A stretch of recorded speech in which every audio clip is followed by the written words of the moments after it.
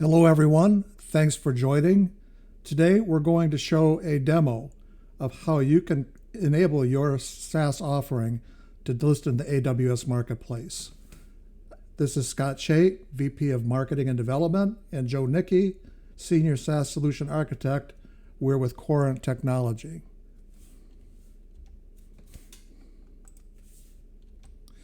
So, to be part of the AWS Marketplace as a SaaS solution, there are some guidelines that are given by AWS. First of all, you need a landing page. You need a place where customers are able to register an account within your SaaS application and gain access to a web console. And then if the customer cannot gain access immediately, then you got to provide an email or some messaging with some very specific instructions on when they will gain access. And then once the account has been created, then the customer must be sent a notification confirming that their account has been created and clear next step. Next step usually being how to access their application with the user ID, password, and URL. Also, there are some architectural guidelines. If you are going to be listed as a SaaS offering or a SaaS product in the AWS Marketplace, all applications components should be hosted in the AWS infrastructure that you manage. This is versus deploying AMIs in the subscriber's account. You will be hosting all of the components of this application. So the SaaS contract must also successfully call the AWS APIs.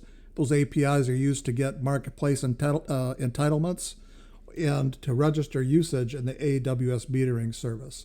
And there's other actions that must be monitored and kept up with.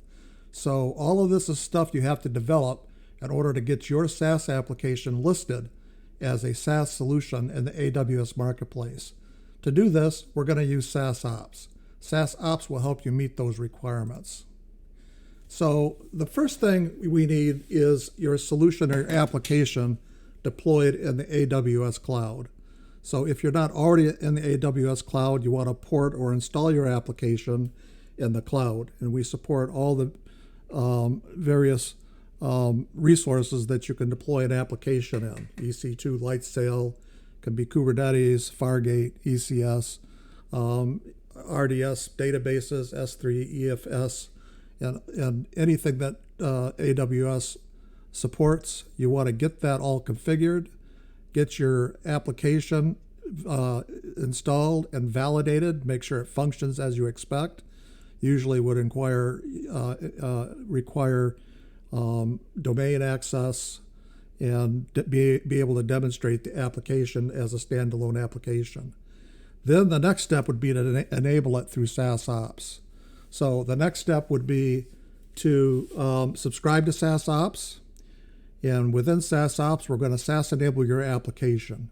We're going to add all these features and capabilities to your application by going through the SaaS Ops workflows. So we're going to enable self-service, things like tenancy management, auto provisioning. We're going to configure your subscribers' access. We're going to provide the notifications. We're going to perform the metering and micro-billing. And then we're going to enable it to the AWS Marketplace. You'll be able to register subscribers from the AWS Marketplace.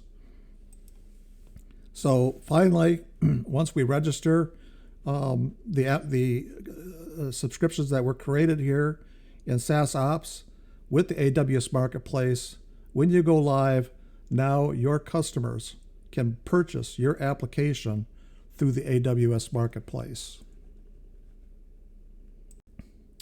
Okay, this is Joe Nickey, and I'll be taking you through the demo. So once you subscribe to SaaS Ops, you'll be taken to a login screen. In this case, the ISV is multi-SaaS, and they will log in with their user ID and password.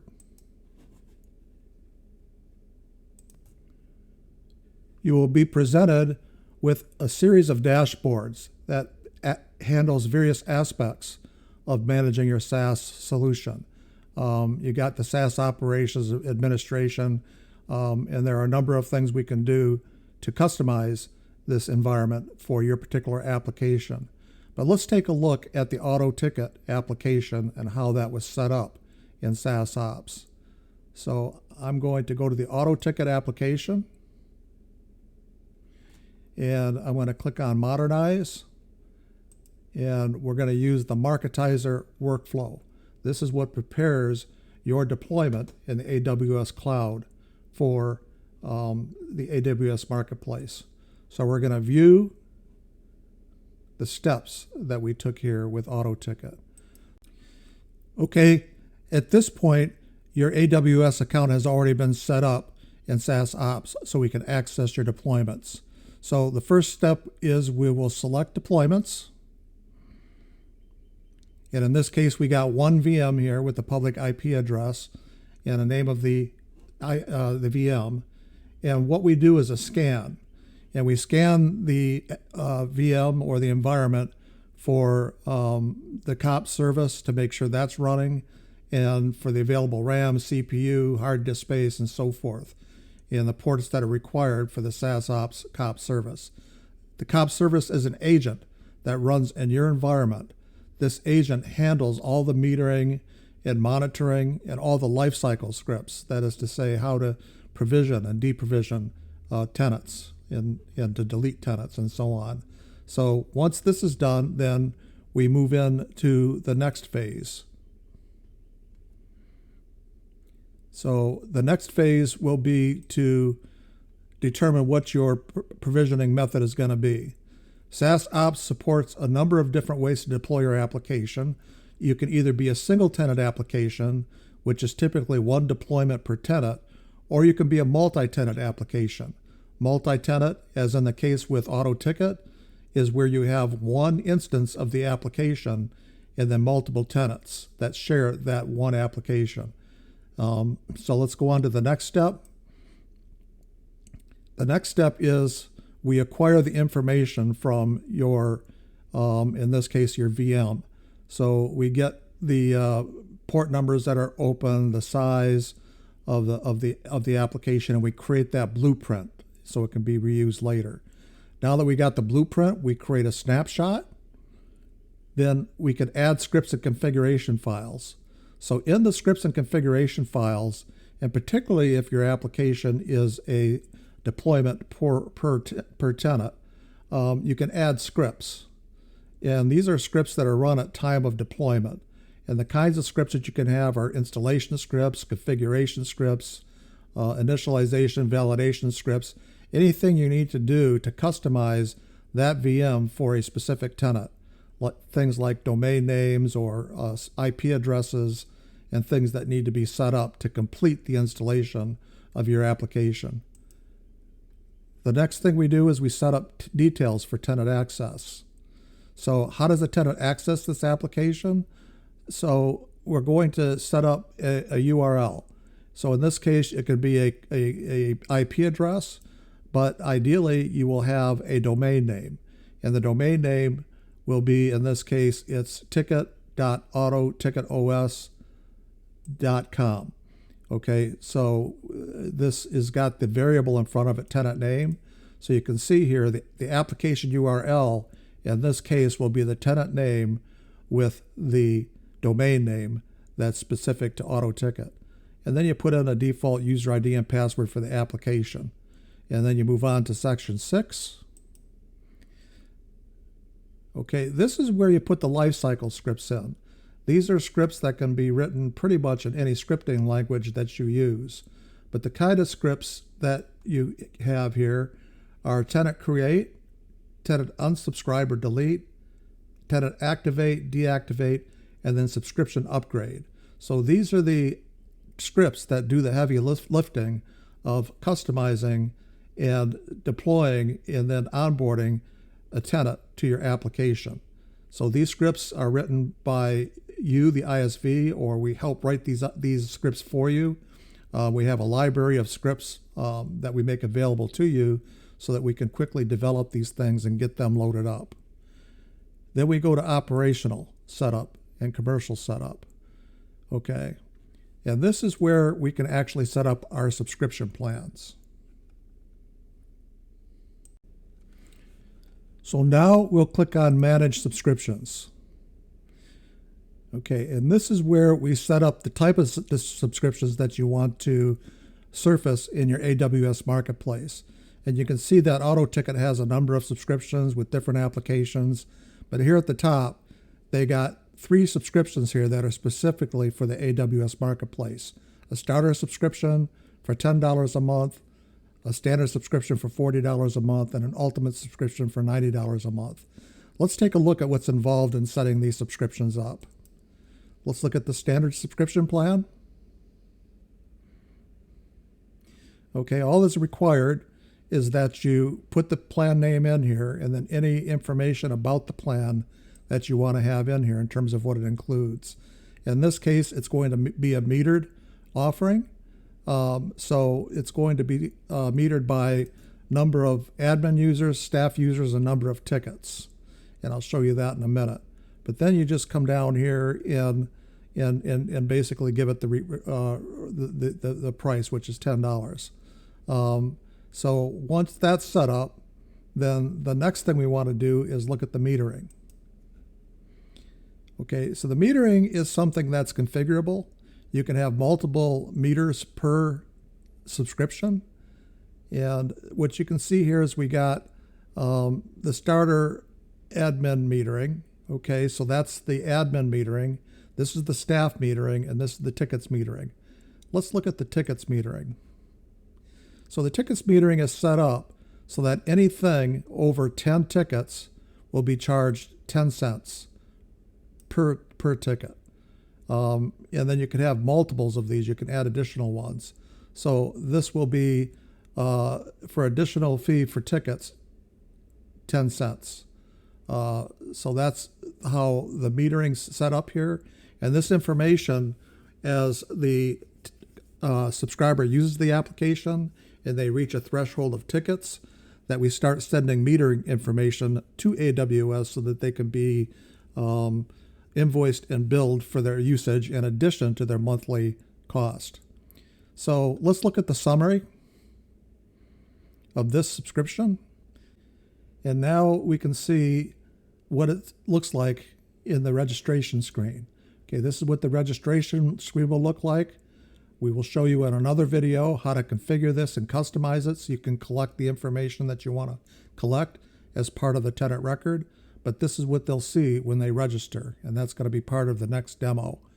But the key things here, for the AWS Marketplace, when you set up your offerings in the AWS Marketplace, it's going to ask you for 2 things.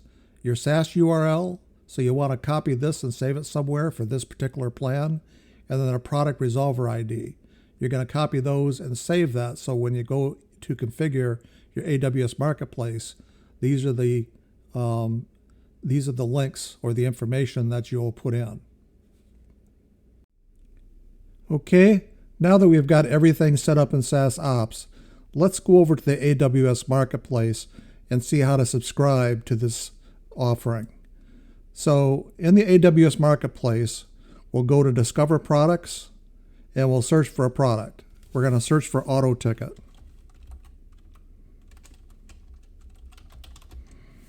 Okay, and here you see the AutoTicket offering that has been created. We're going to click on AutoTicket, and here is the overview of AutoTicket. So you can see the product overview.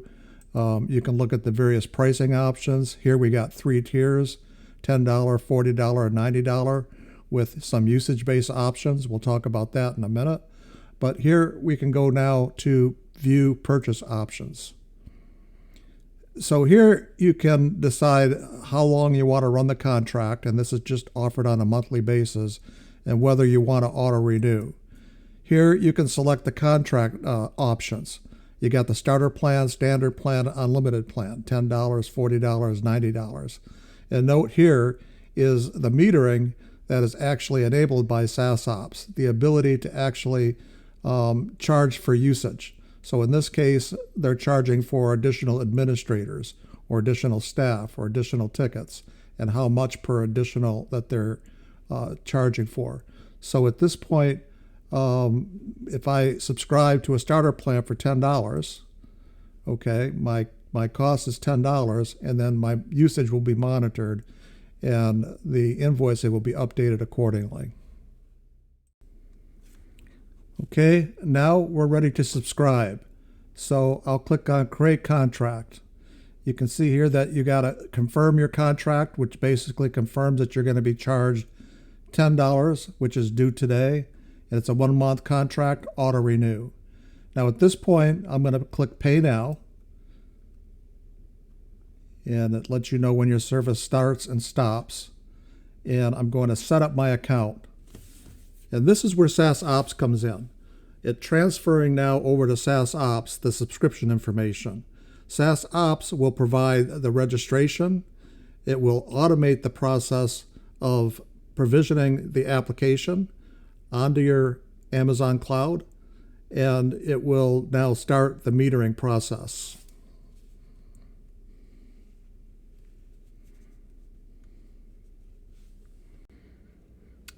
Okay, so let's fill out our registration page.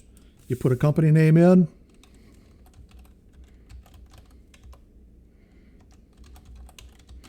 With an account name, email. Okay, address in city is optional here, so I'll skip that. Come down to postal code. Okay, and we're ready to sign up for the $10 reoccurring fee monthly. I'm signing up.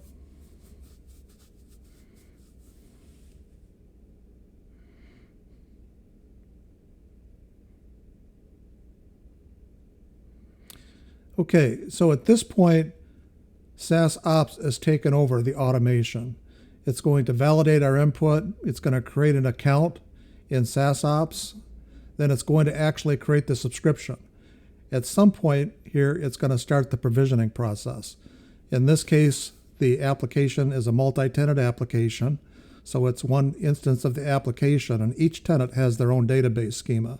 So the provisioning phase in here is creating a schema for the specific tenant that we just created. Okay, so we say okay. So what next? Okay, so there's a landing page here that says your subscription was successful and that you'll receive an email shortly. It will have a link to your application and a temporary user ID and password. So at this point, we wait for our email. Okay, we waited a couple minutes, and now the email is in. This notifies the tenant that their subscription is ready. Notice that we got an application URL here now, and it's specific to this tenant. Remember, we called it test case when we registered, and a password of password and username of my ticket. So if I click on this URL, okay,